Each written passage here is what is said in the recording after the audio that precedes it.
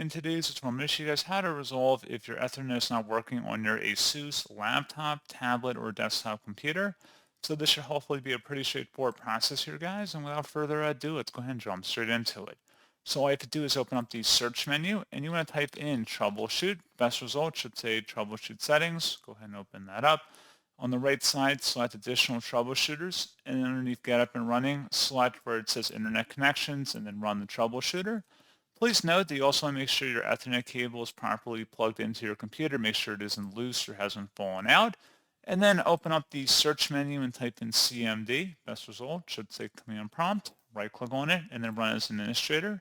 Select yes if you receive a user account control prompt. And then you want to type in ipconfig space /flush DNS. Flush DNS should all be one word attached to that / out front.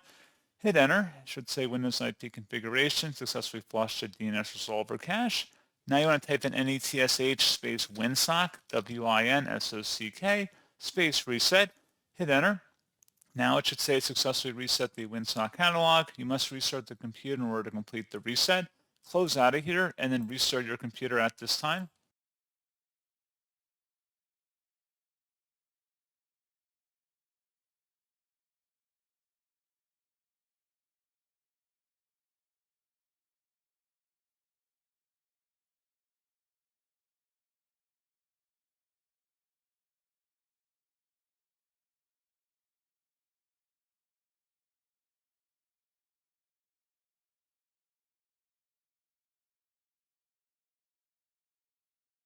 And then hopefully your issue has been resolved.